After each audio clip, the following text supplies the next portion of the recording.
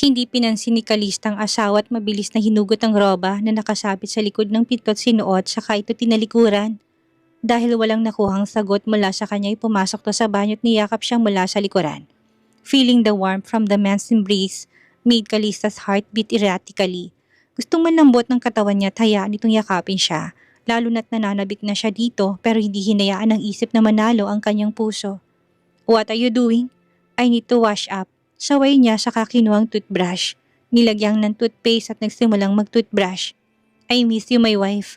Hinalikan siya nito sa leeg at bahagya pa yung sinipsip at tumigil lamang na mag-iwan yun ng marka. Ilang araw tayong hindi nakita pero bakit ganito kalamig ang salubong mo sa akin ha? Nagkasalubong ang tingin nila sa salamin at si Calista ang unang nag-iwas ng tingin. Hindi siya makasagot dahil puno ng bula ang bunganga niya. Nang yumuko siya para magmumog ay pumesto naman sa likuran niya si Vincent. His hardened manhood pointing in between her legs then moves ambiguously, surely trusting as if he was making love to her. But all of this were cut off by a series of knocking on the door. Dahil bukas ang pinto ng banyo rinig na rinig yun ni Calista. Kahit pa maingay ang lagaslas ng tubig, binilisan niyang pagbabalaw at tumuwid ng tayo sa kahinarap si Vincent. She couldn't take it anymore marahil dala na rin ang pagbubuntis kaya mataas ang sexual hormones niya. Kaya naman nang humarap siya hinawakan niya sa magkabilang mukha si Vincent at dinampian ng halik sa labi ang asawa. I miss you, but I can't give you what you want right now. Her tone was casual, as if she was not talking lovingly towards her husband. I will wait for you to tell me something about your trip, then I will consider. Pagkatapos sabihin niya iniwan siya nitong nakatunganga sa banyo at demiretso sa pinto na nakasuot ng roba. Nang buksan niyang pinto ay nakita niya si Santino na may nakaabang ng ngiti habang nakatingala sa kanya. Nasa likuran nito si Delphine na may parehong ngiti. Good morning, Tita Calista. Good morning, Kali. Napatawa ng mahina si Calista sa sabay na bati ng dalawa. Akmang yuyuko siya para buhatin si Santino pero mabilis nang pumasok sa loob. Shanti, come back here, Delphine called. Sinundan nito sa loob si Santino at mabilis na kinarga saka lumabas at nanatili sa pagkakatayo sa harap ng pintuan. Pasensya na, may kakulitan pala talaga itong batang ito. He's only almost 3. Natural lang sa ganyang edad na maging makulit. Calista reached out and ruffled Shanti's hair. Hindi ba't parang magpamilya tayong tingnan? You, me, and our child. When she heard Delphine's next statement, her hand paused. Mabilis niyang binaba ang kamay at tinignan na masama si Delphine. Don't say nonsense. Huwag mong lagyan lahat ng kilos ko ng meaning na alam mo namang malabong mangyayari. Nag-aalala siya na baka marinig siya ni Vincent, na hindi niya alam kung bakit nasa loob pa rin ng banyo at baka pagselosa na naman ito si Delphine. Santino! Ang boses ni Cristal na nagpatigil sa sukatan ng tingin ni Calista at Delphine. Nang makalapit sa kanilang matanda at makita si Delphine na nasa harap ng kwarto niya at karga-karga si Santino kaagad na lumipat-lipat ang tingin nito sa kanilang dalawa bago nag-focus ang tingin sa leeg niya. Sakalang naalala ni Calista nag-iwan doon ng marka si Vincent. Huli na para takpan pa niya yun at baka lalo lang maghinala si Cristal at iisiping guilty siya. Delphine, bakit nandito ka sa harap ng kwarto ni Calista? Kaya aga-aga? I brought Santino over. Kasual na sagot ng binata. Sigurado ka? Kasi sa unang tingin pa lang, mukhang nanggaling ka sa kwarto ng babaeng to. Tinuro nito si Calista. Huwag na kayong magmaang-maangan pa dahil may ginawa kayong kababalaghan. Humarap to kay Calista at nilagay ang braso sa harap ng dibdib at nakataas ng isang kilay na nagsalita. Calista, hindi ko akalain na isa ka rin palang higad. Ako ang inakusahan mo na higat pero hindi ba't ikaw naloloko sa asawa mo? Baka totoo ngang bali-balita na kahit na sinong lalaking pinapatulan mo. Hindi na natapos ni Cristal ang iba pa nitong sasabihin dahil biglang lumipad ang kamao ni Calista sa mukha nito. Hindi lang basta sampal ang ginawa niya kundi suntok bago sinundan ng sampal gamit ang likod ng palad. Mabuti na lang at mabilis si Delphine dahil nang marinig pa lang ang salita ni Cristal ay tinakpan itong tenga ng bata at kaagad na tumalikod kaya naman malakas ang loob ni Calista na gawin iyon. Ayaw niyang makita ng bata na kaya niyang manakit at baka matrigger ang trauma nito. Ayaw kong sirain ang umaga ko dahil magandang gising ko pero kapag ganitong salitang maririnig ko, paglabas ng kwarto hindi ko pwedeng palampasin. I've been holding back against you dahil nare-respeto kita, lalo na't nasa poder ka ng mga Harrington. Pero ngayong walang pader na sumusuporta sa'yo, hindi ako mangingining durugin ka. Mababa ang malamig niyang boses na bulong kay Cristal, sapat nang para silang dalawa lang ang makarinigan. You witch! Akala mo hindi makakarating kay Vincent na niloloko mo siya? Who are you calling a witch? That cold voice like a cold water pouring over Crystal until her reddened face became pale, made her eyes widened. Kahit ang nakatalikod na si Delphine ay kagad na humarap nang marinig ang boses ni Vinson. Vinson? Nakabalik ka na? Crystal muttered. Her stuttering voice trembled. Nandito ako para kunin ang asawa ko si Santino. Papa! Mabilis na bumaba si Santino mula sa pagkakahawak ni Delphine at tumakbo, palapit kay Vinson. Aalis na tayo dito? Inosente pang tanong nito, bagamat hindi straight ang pananalita nito ay klaro pa rin yung pakinggan. Hindi mo pwedeng kunin si Santino. Ako ang lola niya, kaya ako may karapatang mag-alaga sa kanya. Kagad natutol ni Crystal na marinig ang usapan ng mag-ama. Tumilim ang mukha ni Vinson. Mas ako ang may karapatan dahil akong legal na ama niya. Huwag ka na makipagtalo pat baka lalong hindi mo makita si Santino hanggang sa mamatay ka. Crystal was shocked until she was rendered speechless. This time it was Delphine who opened his mouth. Ang unang salita nito ay lalong nagpadilim sa mukha ni Vinson. Nakabalik ka na pala, Vinson. Tapos na bang negosyo mo sa ibang bansa? Sigurado kong hindi ka na magkakaproblema. His words were full of meaning and Calista was quick enough to catch up on that. Ang unang sumagi sa isip niya yung babaeng sumagot sa phone ni Vinson nang hanggang ngayon ay hindi pa rin ito pinapaliwanag. My business is my business. It has nothing to do with you, ha? You're right. But isn't it concerning that you always left your wife alone? If something might happen, wala ka. Calista could feel the gunpowder in the air, getting stronger and stronger as the two men faced off against each other. She wanted to interrupt, but Vincent talked before he could. Why? Sa nakalipas na ilang taon, hindi ka pa rin nagbabago. Gusto mo pa rin sulutin ng babaeng may nagmamay-ari na. Hindi makapaniwala si Calista sa narinig. Mabuti na lang dumating si Julius at kinuha si Santino sa kanauna na itong bumaba para kumain. Pati si Crystal ay binitbit na rin ito. At hanggang ngayon, sinisisi mo pa rin ako sa bagay na yan. Wala akong ginawang masama, Vinson, dahil akong biktima na nakaraan.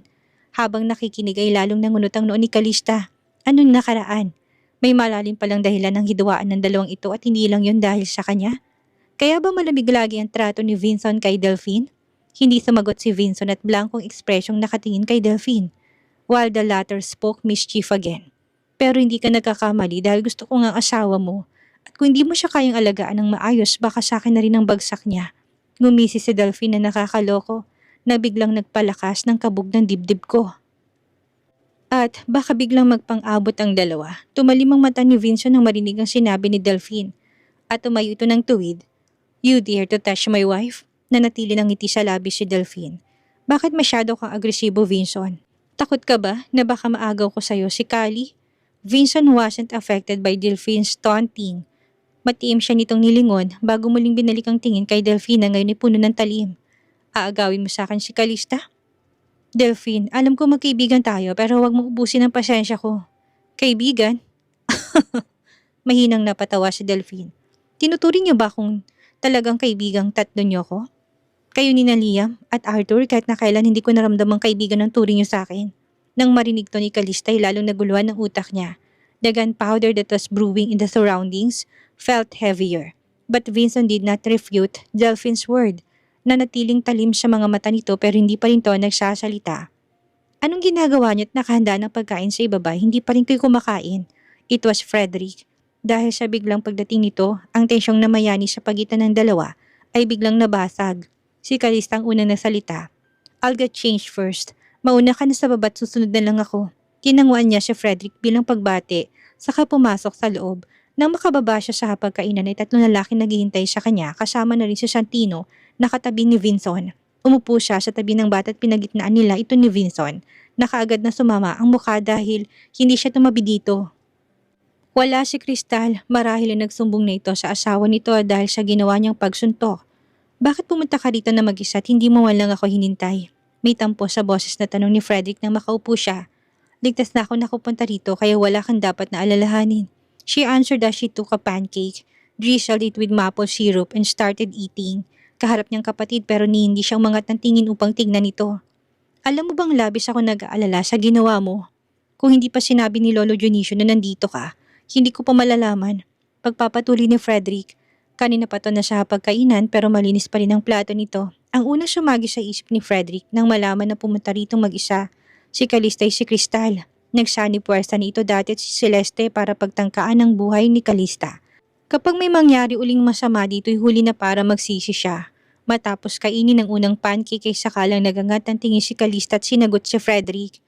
Mr. Harrington, hindi ko na kayo boss para magpaalam kung saan ako pupunta at hindi ako nag-iisa dahil kasama ko si Julius. Napaawang ang labi ni Frederick at hindi makapaniwala sa sinabi ni Calista. Tahimik silang nagpatuloy ng pagkain at naunang tumayo si Delphine. Saka nagpaalam na maglalakad-lakad ito sa labas. Samantalang si Vincent ay dinala si Santino pabalik sa kwarto dahil mukhang inaantok na ito kahit nakagigising pa lang nito. Nang silang dalawa lang natira ay saka nag-angat ng tingin si Calista at sinalubong ang tingin ni Frederick. Mr. Harrington, may tanong ako sa'yo. Go ahead. Kahit na formal pa rin ang tawag sa kanya ng kapatid ay tuwang-tuwa pa rin si Frederick dahil kinakausap siya nito. Anong ginawa ni Delphine noon? Bakit hindi sila magkasundo ni Vincent? Habang nag-uusap ang dalawa kanina ay pareho silang hindi masaya tila malalim ang pinaguhugutan. Calista is not a gossipy person pero nang marinig niyang argumento ng dalawa kanina ay napukaw ang interes niya. Sinong babae kayang pinag-aagawan ng dalawa? Calista, magkaibigan ng dalawa kahit pa may hindi sila pagkakasunduan. Pero wala ko sa poder para sabihin kung ano man ang kanilang nakaraan. Malumani na sagot ni Frederick. Calista shrugged her shoulders. She already expected this but was still slightly affected. Tinapos niyang almusal at matapos magpaalam kay Frederick ay umakyat sa itaas para kumasrin si Vincent at Santino. Isang matamis na ngiti ang sumilay sa kanyang labi nang makitang dalawa na mahimbing nang natutulog. Magkatabi ang mga ito sa kama habang pinagmamasdan niyang dalawa ay nakaramdam siya ng tuwa sa puso. Kahit pa may kinikimkim siyang sama ng loob kay Vincent na hindi pa rin niya kayang baliwalain ang katotohanan na mahal niyang lalaki. Marahan siyang naglakad at kinumutan ng dalawa saka nagpa siyang mag-impake. Kaunting gamit lang ang dala niya pero bago pa siya makapatapos ay nag-vibrate ang phone niya. Nang tinignan niya kung sinong tumatawag at nakitang pangalan ni Thor sa caller ID kaagad niya itong kinuha at tumungo sa balkonahe saka sinagot. Boss, nasan ka?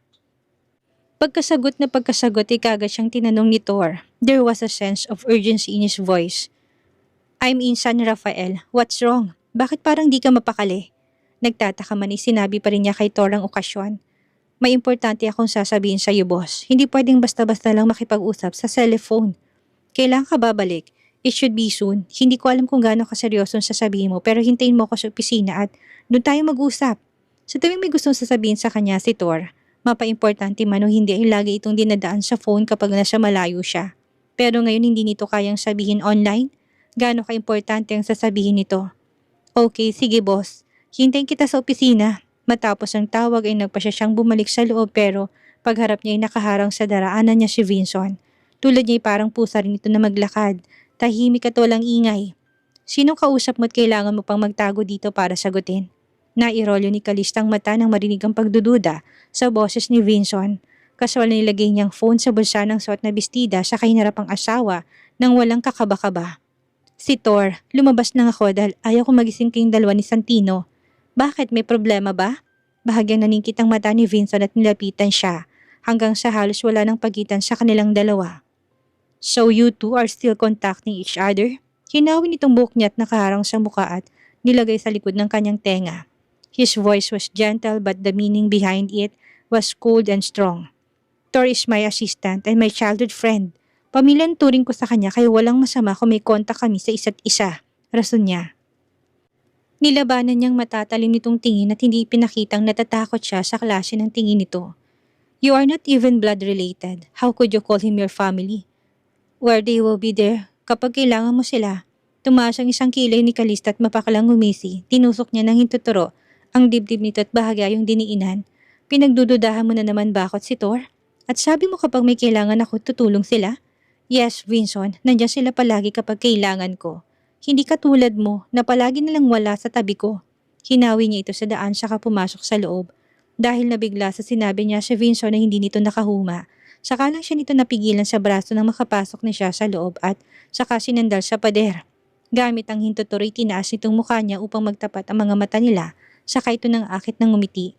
I'm not doubting anyone here, but you must remember that he is still a man after all. Ang lalaking laging kumukontak sa asawa ng iba hindi malayong pag-isipan ng masama. Malakas at nakakainsultong tumawa si Calista, saka tinapik ang mukha ng asawa.